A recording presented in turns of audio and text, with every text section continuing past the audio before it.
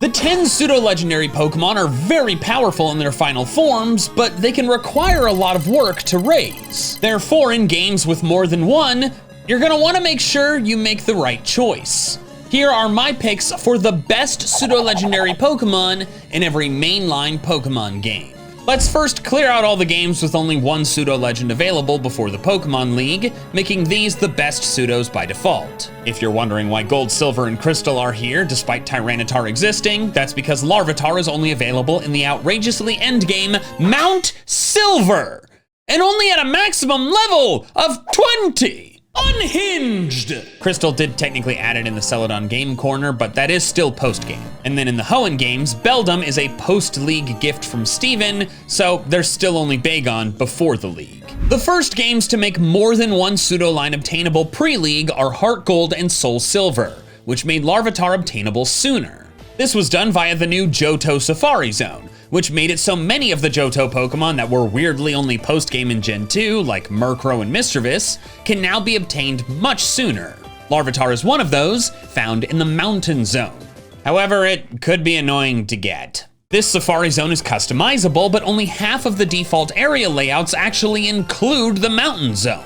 And to unlock the ability to edit them, you have to catch a Geodude, show it to Baoba, then wait 3 gameplay hours for him to call you, and then let you edit the layout. You could also have access to it immediately. You can go to the Safari Zone once you've healed Amphi in the Lighthouse, which is significantly sooner than Dratini, which will still require you to wait until the Dragon's Den after beating Claire. This Larvitar, then Pupitar, is strong but risky against Jasmine and Price, being offensively good with ground or rock, but also weak to their specialties. It matches up incredibly against Silver in all the subsequent battles though, with 3 of his Pokemon weak to rock or ground, and maybe even a 4th if he uses Typhlosion. And then of course ground is good against so many Team Rocket Pokemon because they use a ton of poison types. And all of this is before the Claire fight, which you have to beat to get Dratini. Dratini is also obtained at far too low a level to not be a massive pain to deal with, and even then, it's not that great in the league. You'd have to over-level it to 55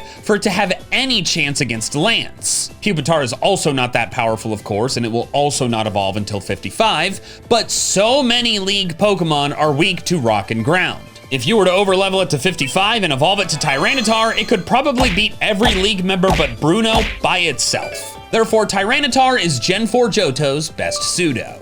We then jump past Black and White with only Hydreigon to get to Black 2 and White 2, which add 2 other pseudo lines to the regional decks, Metagross and Tyranitar. However, this is a deception. Pupitar, and actually Tyranitar too, are only found on Route 15, the one with the Poke Transfer Lab, and thus are not actually obtainable until post-game, because you can't go to that route until post-game. See, I know why they did this similar thing in Hoenn. Metagross was a brand new Pokemon. They wanted Steven to have the never before seen until that moment Metagross, and then it's like, okay, now that you've seen Metagross, you can get your own. But with Tyranitar in Black 2 and White 2, not only is it not new, but also there's no major characters that use it. I don't understand why it's in the Black 2, White 2 Unova decks at all. Some with the Dream World? Maybe? I have no idea. The end result is that Hydreigon and Metagross are the only candidates, and both are obtained quite late. Zweilous is caught in the Victory Road, while Metang is found in the Giant Chasm Crater Forest, accessible only once you have 8 badges. However, Metang being slightly earlier means you can use it for the climactic Team Plasma battles, including Zinzalin, Colress, Kyurem, and Ghetsis. It is most useful against Zinzalin's ice types, including Weavile, since in Gen 5, Steel still resisted Dark. Haha! It is I, Garunty, boy, and dude, I need a new phone. Oh, did your old one break? No, I'm just getting killed in every game I play. You sure it's not just because you stink? How dare you? And of course not. I'm losing because my dinky old thing lags and can't handle the games I'm playing. Well, I have a recommendation for you. The Red Magic 10 Air, the sponsor of this video. This high-tech smartphone is designed for people who love mobile gaming. And you can see that in its design. The screen is almost 94% as big as the body and has a 120 Hz refresh rate and an AM OLED display. Shoulder triggers on the top give you more control options other than just the touchscreen as well. Ooh, very nice. What's its processing like? Oh, it's very impressive. It has the Snapdragon 8 Gen 3 processor, along with the Ice X cooling system, which features materials and techniques normally found in gaming laptops and PCs. The battery is also 6,000 milliamp hours, the largest in its class, and you get all this in a light and compact package, under 8 millimeters thick. Incredible! Let me see. Wow, this does run so smoothly and wait, I lost. So you do stink? No! Maybe. But I love this phone! Well, you can get your own Red Magic 10 Air using the link in the description below. Or I could just take yours. This is what you get for criticizing my gaming. Ta-ta! Hydreigon has the edge in the league, though. Metagross's Psychic offense really only helps against Marshall, and the only league Pokemon weak to Steel is Iris's Archeops. Meanwhile, Hydreigon's Dark typing is great against Chantal and Caitlyn, then its Dragon typing helps against Iris's own dragons. It also doesn't have the 4x Fairy weakness to worry about in this gen. Hydreigon would be great in the league. Would being the crucial word there, because you won't have Hydreigon in the league due to its immoral evolution level of 64, the highest in all of Pokemon to this day. 64 is 5 levels higher than Iris's strongest Pokemon. And this is the case despite Iris herself having a level 57 Hydreigon, and then Ghetsis having one as low as 52 earlier. So yes, Zweilous will have the same type matchups as Hydreigon. It's as weak as a middle stage starter, not a legend level Pseudo. Unova's evolution levels are scars upon otherwise great games. But then on the complete flip side, Metang's middle to final evolution level is tied with Hakamo-o for the earliest of all the Pseudos at only 45. Metang is caught in Crater Forest at a minimum of level 45, meaning it evolves instantly. Plus, even though it's not as offensively useful in the league, it's still a frickin' Steel-type Pseudo that at this point is not weak to Dark or Ghost. Metagross is easily the superior Pseudo in Black 2 and White 2. Just keep in mind, it's gonna be as hard to catch as a full-blown Legendary due to that pesky catch rate of 3 that they gave it. And I still don't understand why they did that. Next is X and Y, and this is where things kind of blow up. Up to now, no game has had more than 2 lines available pre-league. X and Y have 6. Wait, hold on one moment. Oh, really? Okay, well, I'll let them know. Thank you. Okay, correction. Y has 6, X has 5. The Tyranitar line is a Y exclusive, and its counterpart in X is the Aggron line, which doesn't feel fair. Aggron looks the part of a Pseudo, but it is significantly weaker. I should also note that while both Garchomp and Tyranitar have Mega Evolutions in these games, while the others do not, their Mega Stones are not obtainable until post-game, so all the Pseudos are even footing in this regard. Where the Pseudos vary wildly is how early you can obtain them. Hydreigon is the latest, surprise, with Zweilous again available only in the Victory Road. But the league is higher level, so you can have it fully evolved for that. Fun fact, you can actually catch a wild Hydreigon swooping down at you lower than level 64. So maybe Iris and Ghetsis were not cheating, although this Hydreigon is still higher level than theirs. The next latest are Dratini and Dragonair found on Route 21, just west of Snowbell. These late locations immediately eliminate Hydreigon and Dragonite in my opinion. If either of them excelled in the league, maybe I'd consider it, but they're really only strong against Drasna and a couple of Diantha's Pokemon. Then we have Larvitar and Pupitar being found on Route 18 and Terminus Cave right after defeating Team Flare. Tyranitar is great against Wolfric, but then really only good against Malva after that. Gumi is caught on Route 14 between the 5th and 6th badges, but Pure Dragon is either terrible or neutral against the 3 gyms it can face. Salamence actually has the same problem.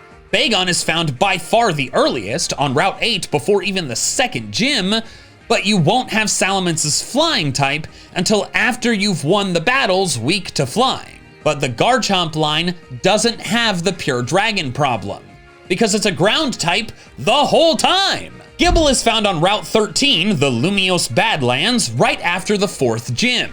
it will evolve instantly into Gabite. Then once you teach it Dig from the TM, you have your ground type for the electric gym. It can also take down Valerie's steel type Mawile, which does not actually know a fairy move, which was a strange decision. It's the fairy gym. It then evolves at level 48, the second lowest level for a Pseudo's final form, and it will learn Crunch, which you can use for Olympia. It has a bit of a rougher patch after that, but then in the league, it excels against Wickstrom and Malva, the only Pseudo to do well against 2 Elite Four members. And then half of Diantha's team is weak to either ground or dragon. Garchomp wins X and Y in a sand slide. Next is Omega Ruby and Alpha Sapphire, and I do need to acknowledge something big up front: the Shiny Gift Beldum. This event ran for the first few months after release, distributing a shiny Beldum holding the Metagrossite. If you got this Beldum, it is the best by like 100 miles. It's the only one you can play through the whole game with. It also starts out knowing Iron Head and Zen Headbutt, while Beldum normally starts out only knowing Takedown. And then on top of all of that, it comes with the Metagrossite, allowing you to use Mega Metagross, which normally you cannot use until after you've beaten the league twice. However, this event ended over a decade ago. Yeesh. So I need a permanent answer. Beldum is still a post-game gift, so you might think Salamence is the answer by default, but it may not be. That's because Omega Ruby and Alpha Sapphire did something unusual. They give you the national dex before the league. In fact, it's even before fighting the last gym. This makes some pseudo-legendaries obtainable even before Bagon because they don't actually require Waterfall to get to. There are 2 national dex pseudos: Gible as a hidden Pokemon in the Route 111 Desert, and Dino as a hidden Pokemon in Meteor Falls. I should acknowledge that Gible is found unfortunately only at level 23, while Bagon and Dino can be found up to level 40 if you wait until having Waterfall. Considering that none of these are that good against Wallace, I recommend just doing that anyways. Hydreigon is sadly again screwed by its evolution level, forcing you to outlevel the entire league by 5 levels just to reach its final form. For this reason, I'm disqualifying it. So it comes down to just Salamence versus Garchomp. Salamence's Megastone is after the Delta episode, and Garchomp's requires you to get Platinum rank in your secret base, which you do by capturing 1,000 flags from other players' secret bases? Let's just assume you can't Mega Evolve either of them. Both of these will be fully evolved by the Victory Road. Salamence beats 3 of Wally's Pokemon, while Garchomp beats 2. Then in the league, both are neutral against Phoebe, should not fight Glacia, and are strong but of course risky against Drake. Salamence beats Sydney's 2 grass types, but has no super effective stab against Steven. Meanwhile, Garchomp's ground stab is great for Aggron and Metagross. It's very close, and both would be very good. But since Garchomp matches up well against Steven's Mega Metagross, the strongest trainer Pokemon in the game at this point, I'm giving the edge to Garchomp. But if you want to do less training, since Gible is found at a lower level than Bagon, Salamence is nearly as good for less work. Next is Sun and Moon, and their regional decks feature Salamence, Goodra, Metagross, Garchomp, Dragonite, and of course, the new Kamo-O. However, Dino can be island scanned in 10 Carat Hill on Tuesdays, so the Tyranitar line is the only one you cannot get. With so many options, this decision's gonna be quite challenging. Except actually it's not. Bagon is found on Route 3 before fighting Hala, and thus the earliest of the options. Now some of you might be thinking, wait, why are you bringing up Bagon? Back in the X and Y segment, you said that Bagon and Shelgon's pure dragon typing wasn't that great. It's because I don't actually plan to catch Bagon. Sun and Moon have a mechanic called SOS battles, where a hurt Pokemon can call in another Pokemon to help. Most of the time, the arriving Pokemon is the same species as the original, but in certain cases, different ones will show up. This is actually required to get other pseudos, Goomy and Gabite, since they only appear as SOS partners during rain or sandstorm, respectively. I bring this up because Bagon on Route 3, absurdly, have a small chance to call in wild Salamence, ranging from levels 9 to 12. I take back all my criticism of Iris and Getsis. Clearly, they just found the right SOS spot. As for how Salamence's typing matches up against the major battles of the game, it does not matter. You will have a Salamence 40 levels before you're supposed to. This is a 600 base stat total Pokemon against Hala's Crabrawler, which has a base stat total of 338. Now, you will unfortunately have to wait a while for a flying type move since it won't know its normally Evo move Fly, but this is still clearly worth it. This thing gets Dragon Claw at level 29. Just kill everything with that. I will warn you though, this is likely to take quite a bit of time. Bagon is only a 1% chance encounter, and then Salamence is similarly rare to be called in. But if you put in the work, you will have one of the most broken playthrough Pokemon ever. Not the most broken, we'll get to that in a minute, but still, outrageously good. Pun intended. Outrage, you understand? Ultra Sun and Ultra Moon made some slight changes to encounter locations, and then a bigger change by removing the Dino line completely and putting Larvitar in Diglett's Tunnel. But none of that matters. The SOS Salamence is still available, so that is still the best Pseudo. By the way, if you've watched this far into the video, you probably enjoy what I do here, so I would really appreciate it if you took a moment to subscribe, or double check if you're subscribed if you think you might be. It sends a signal to the YouTube algorithm, basically saying, hello, send me more of this man's stuff, please. We skip over Let's Go with only Dragonite and move to Sword and Shield, where things start to get exceptionally complicated due to the wild area, raids, and DLC. I should note in these every game videos, for the DLC having games, I always give one answer with the DLC and one answer without, so we will start by ignoring the DLC. Both Sword and Shield have the new Dreepy line, of course, but before the DLC, all of the remaining available Pseudos are version exclusive. Sword has the Dino and Jangmo-O lines, while Shield has the Larvitar and Goomy lines. So each game actually only has 3 choices. Every single one of these lines can either be obtained at the Lake of Outrage in the wild area or in a max raid battle, with the exception of the cool big wandering Kamo-O or Tyranitar in the Dusty Bowl. In short, unless you get lucky with a raid battle, all of these cannot be obtained until you can surf with your bike after getting 6 badges. Because the raid dens are just way too unpredictable, I think it's the most fair if I base my decision on just the Lake of Outrage spawns, which are gonna be a lot more reliable.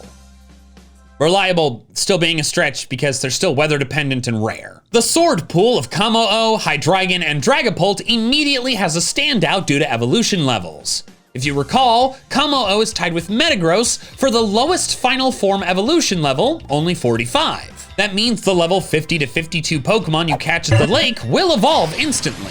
Meanwhile, we know Hydreigon's awful evolution level, and Dragapult's is actually only slightly better. It's all the way up at 60. Kamo-O has another perk over the other two. It matches up great against several of the upcoming late game battles thanks to its dragon and fighting combo.